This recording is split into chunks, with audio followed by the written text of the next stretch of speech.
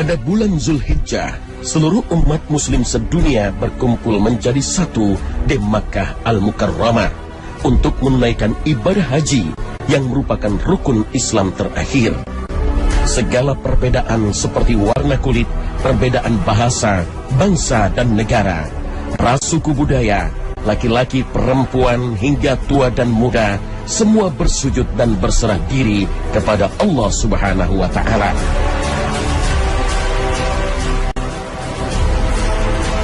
Mari kita tengok kembali upaya Nabi Muhammad SAW dalam menyatukan umat yang besar ini dalam satu tali persaudaraan Islam. Dan pernahkah kita mengingat sebuah momentum besar yang menjadi tanda berakhirnya wahyu Allah di bumi melalui Rasulullah SAW?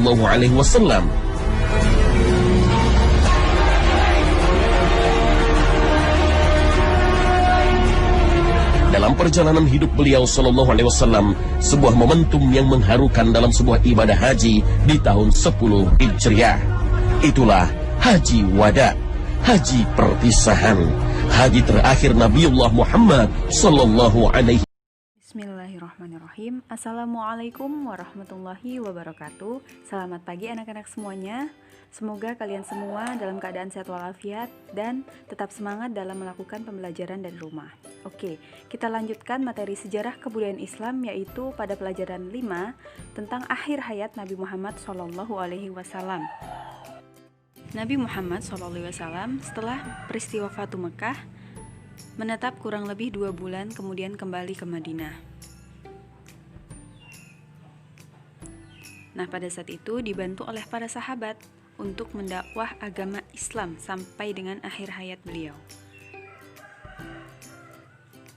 Rasulullah wafat pada tanggal 12 Rabiul Awal pada tahun 11 Hijriah, yaitu tepatnya di kota Madinah. Selanjutnya, apa saja sih peristiwa sebelum Rasulullah SAW wafat? Nah, oke. Jadi peristiwa-peristiwa ini merupakan peristiwa yang menandakan bahwasannya dakwah Rasulullah SAW itu sudah di penghujung. Nah, yang pertama adalah Haji Wada. Wada artinya terakhir, yaitu haji terakhir. Kemudian khutbah wada, yaitu khutbah terakhir. Dan kemudian yang ketiga, turunnya wahyu terakhir, yaitu Quran Surat Al-Ma'idah ayat 3. Nah, itu merupakan peristiwa-peristiwa yang terjadi sebelum Rasulullah SAW wafat. Nah, oke, kita bahas satu persatu ya. Yang pertama adalah Haji Wada atau haji perpisahan. Jadi, Rasulullah SAW pada tahun 10 Hijriah, beliau berkeinginan melaksanakan ibadah haji bersama umat muslim ke Mekah. Nah, jadi pada saat itu para sahabat bersama Rasulullah SAW berangkat pada tanggal 25 Zulqa'dah tahun 10 Hijriah dengan jumlah kurang lebih 100.000 umat Islam. Nah, pada saat itu Haji Wada dilaksanakan pada bulan Zulhijjah tahun ke-10 Hijriah.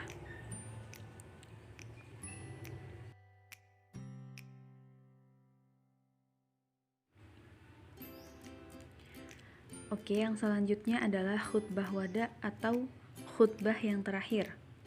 Nah, Rasulullah SAW pada tanggal 9 Zulhijjah tahun ke-10 Hijriah menuju Padang Arafah untuk memberikan khutbahnya yang terakhir atau disebut dengan khutbah wada.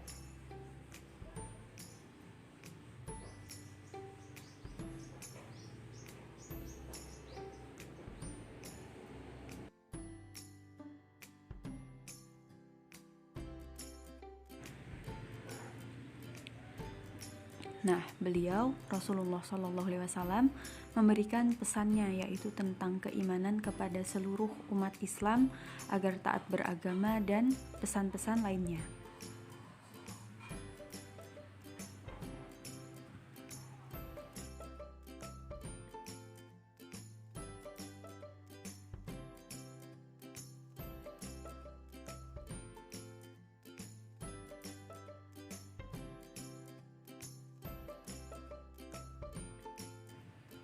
Terdapat beberapa pesan yang disampaikan Rasulullah pada saat khotbah wada. Yang pertama, tidak berlaku kasar terhadap wanita. Yang kedua, tidak menuntut balas terhadap kekejaman pada zaman zahiliyah atau zaman kebodohan. Yang ketiga, tidak mengambil keuntungan dari uang yang dipinjamkan, tidak murtad, dan tidak mengambil harta orang Islam dengan tidak benar. Nah, itu adalah pesan-pesan yang disampaikan oleh Rasulullah.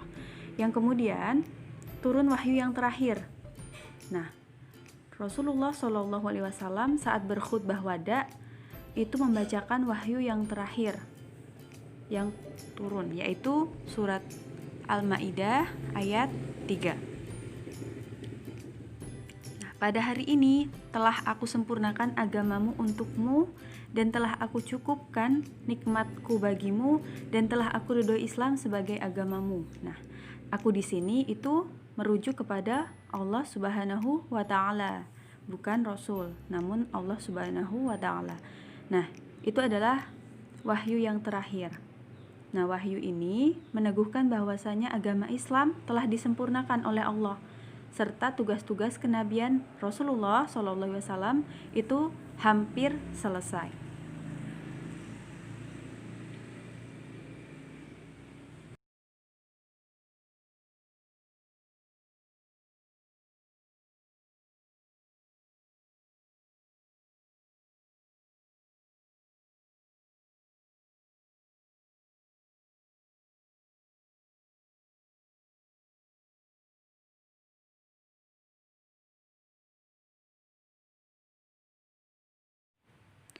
Nah, selanjutnya akhir hayat Rasulullah Shallallahu Alaihi Wasallam.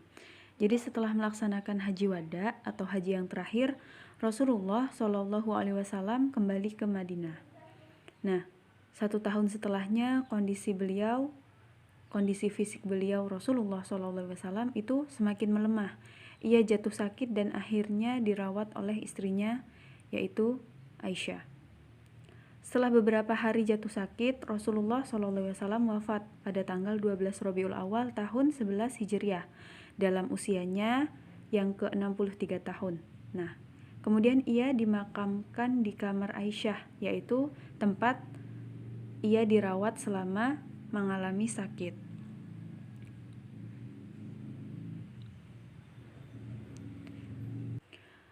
Wafatnya Rasulullah Shallallahu Alaihi Wasallam ditanggapi kesedihan yang luar biasa oleh umat Islam.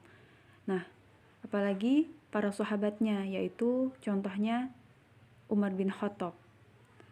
Umar bin Khattab sangat sedih ketika mengetahui bahwasanya Rasulullah Shallallahu Alaihi Wasallam telah wafat. Dan tidak hanya Umar bin Khattab, seluruh sahabatnya bahkan seluruh umat Islam pada saat itu sangat sedih mengetahui bahwasannya Rasulullah telah wafat. Nah, Rasulullah SAW itu memiliki peninggalan yang sangat dirasakan manusia, khususnya umat Islam sampai hari ini, yaitu 2 pusaka yang beliau tinggalkan, Al-Quran dan hadis.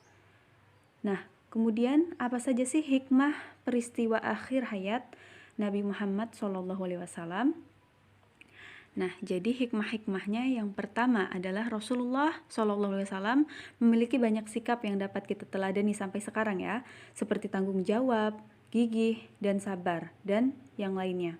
Nah, kemudian sikap para sahabat yang ikhlas terhadap wafatnya Rasul dan tetap amanah saat Rasulullah SAW itu telah tiada. Nah, kemudian